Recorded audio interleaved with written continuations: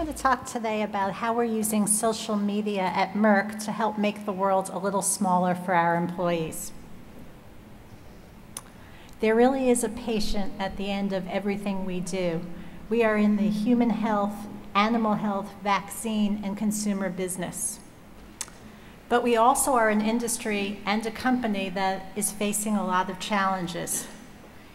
If you think about the pharmaceutical industry, it takes about 10 to 12 years to get a molecule from when it's discovered to actually when it goes out as a product.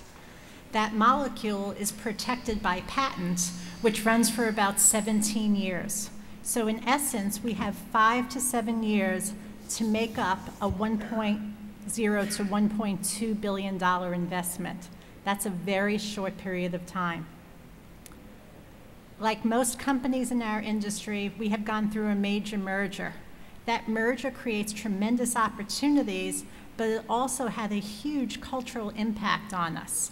We went from being, as Merck, a 60% US-based company to, with Shearing Plow, being a 60% ex-US based company. We went from being 50,000 employees to close to 90,000 employees. We needed a way to actually reach everybody different than what we had done in the past. We also are an incredibly conservative company. Regulatory, all the constraints, but we take it to an extreme at Merck. And our stock price, like many of our peers in the industry, is down. This has created a lot of pressure for all of us, especially as its employees. And that pressure is there for a very good reason. We really are a great company. This statue sits in the lobby of our headquarters location, and it represents our donation of Mecticin to eradicate river blindness in remote parts of Africa and Latin America. That program has existed for over 21 years, and I bet many of the people in the room have never heard of it. We do things like this, and it's what made me, when I came to Merck to interview 8 years ago, walk into the lobby and say, I need to work here. We really have a higher calling. Our CEO has really challenged us. We need to prioritize what we do to make sure we're looking at it from the patient's, whether they're humans or animals, point of view. We need to align to our core mission, and we really need to simplify how we work because we need to eliminate a lot of bureaucracy that has crept into our ecosystem. To that end, my organization, Shared Business Services, is a critical part of the future of Merck. What we do is we provide standardized processes and practices that enable us to take work out of the system. By doing this, we can enable our scientists to focus on discovering those modules that really help human and animal lives. But as a large company, we have some communication gaps.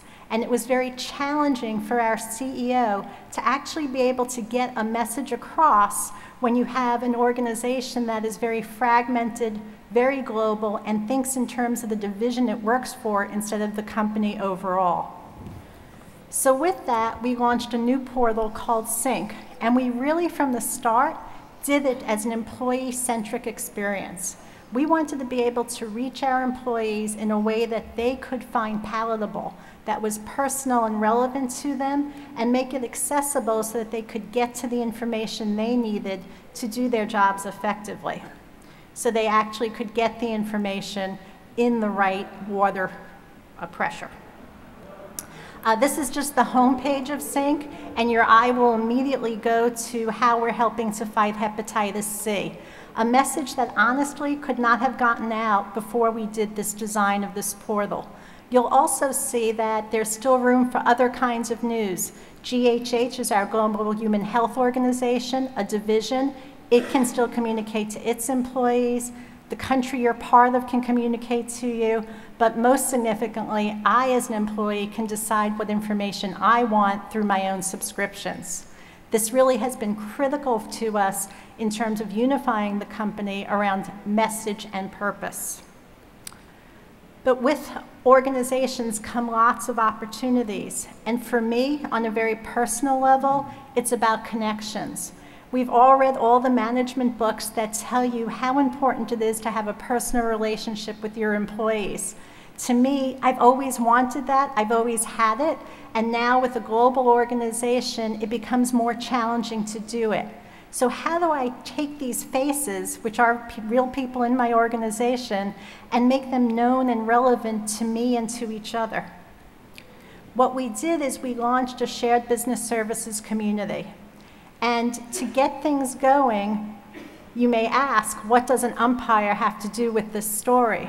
Well, it has everything to do with it, because in fact, if you stop and ask people something about their lives outside of their work life, you actually will not only get great response, but you'll be surprised at the backgrounds that people have.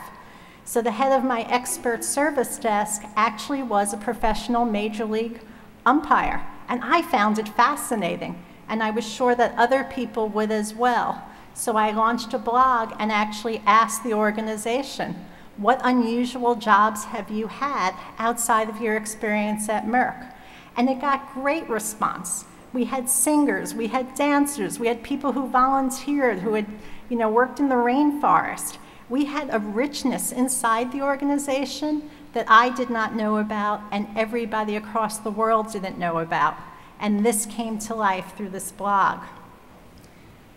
It's not only about for me to get to know the employees, it's also about the employees' ability to get to know and relate to the leadership team. We have a member of our team, Mike Largy, who is known to be a little blunt and can be a little intimidating when people meet and see him. So what did he do? To make himself more accessible, he wrote a blog on what he believes in.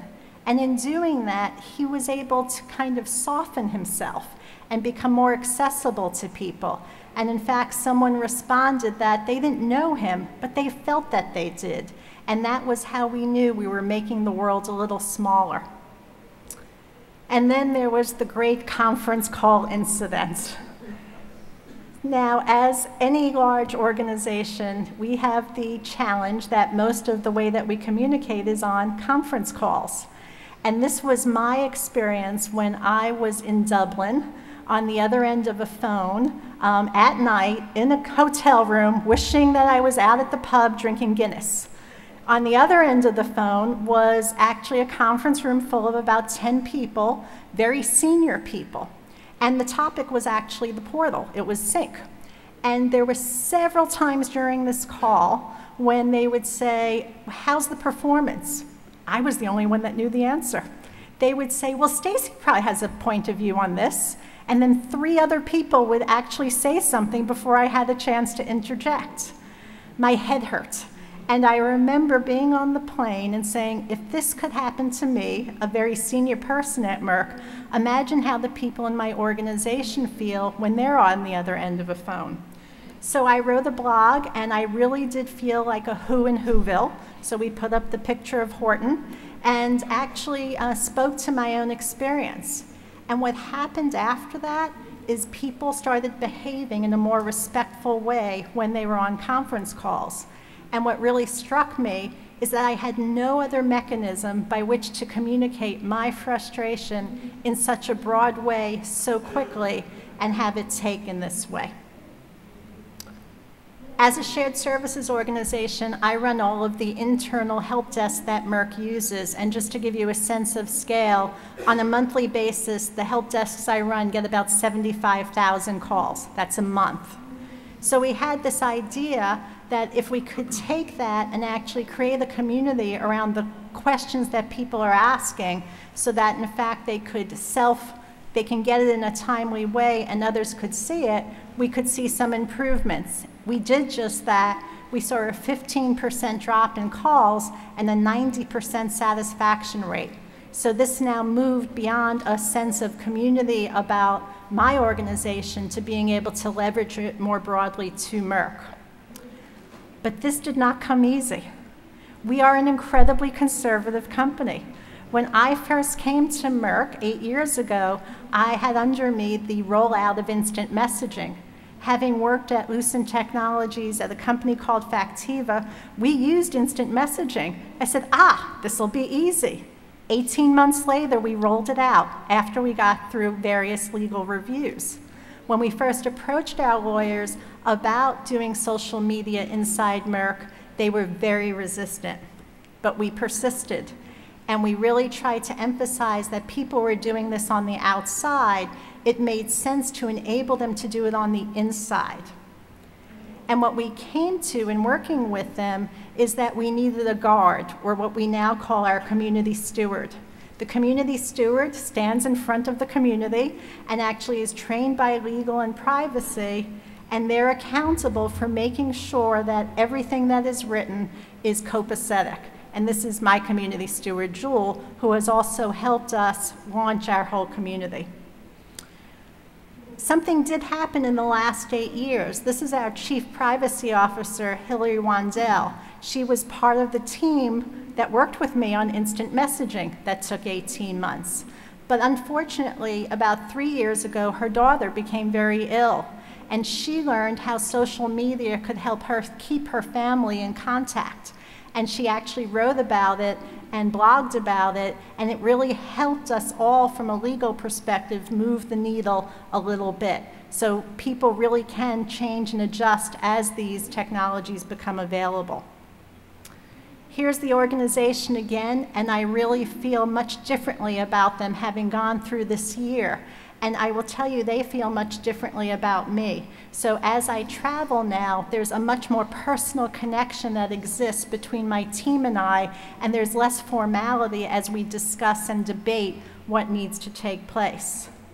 But perhaps the greatest thing that happened to us this year was actually mired in tragedy.